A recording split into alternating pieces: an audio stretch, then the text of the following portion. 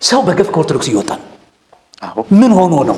ምን ሆነ? ለምንድን ነው ሲኖዶስ የማይቀመጠው? ሊቃውንት ጉባኤ ለምን ነው? መምህራን ለምን አይቀመጡና አይነጋገሩ? ምን ሆኖ ነው የሚሄደው?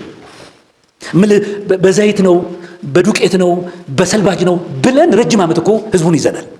አሁን ግን ዘይት የሚቀበል ሳይሆን ዘይት የሚሰጥ ነው የሚሄደው። እውነትም ባለ ፋብሪካ እኮ ነው የሚሄደው። አሁን እኮ ሰልባጅ የሚለምን አይደለም እኮ የሚሄደው፣ ድሆችን የሚያለብስ እኮ ነው የሚሄደው። አሁን ባለጠጋው እኮ ነው የሚሄደው። ልብ በልልኝ። ምንድን ነው ምክንያቴ? ለምንድን ነው እንዲሆንኩት ብላ የማትጠይቀው ለምንድን ነው? ሁል ጊዜ ውጫዊ ነገርን በማድረግ አንደኛ ተሐድሶ ነው። አሁን ሁለተኛ ፕሮቴስታንት የሚባለው ነው። ስለ ፕሮቴስታንቶች መልስ ይስጡበት። ተሐድሶን በተመለከተ ግን መናገር አለብን። ህዝብ እንዲያውቀው የምንፈልገው ደግሞ የቤተ ክርስቲያኒቱ ምክንያት ምን እንደሆነ ወደ ኋላ እንመጣበታለን። ለምንድን ነው ግን ቤተ ክርስቲያን ወደዚህ ጥያቄ የማትመጣው?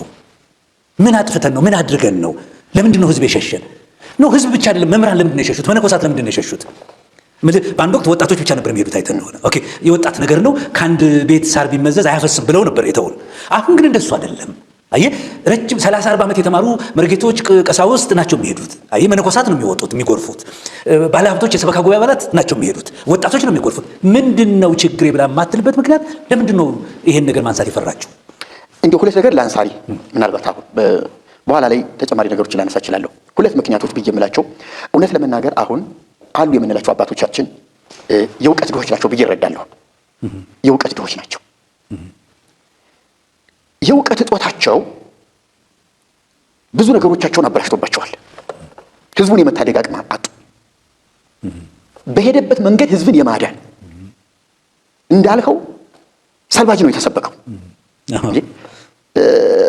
የሆነ መስተፋቅር ነገርም እኮ ተብሎ ተሰብኳል እኮ።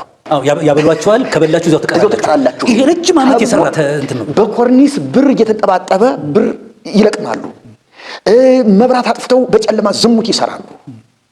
እንደው በሌላ በኩል ደግሞ ምን ይደረጋል መሰለህ? አሁን በከፍተኛ በጀት ተንቀሳቅሰው ነው ህዝብ የሚወስዱት ይሉሃል።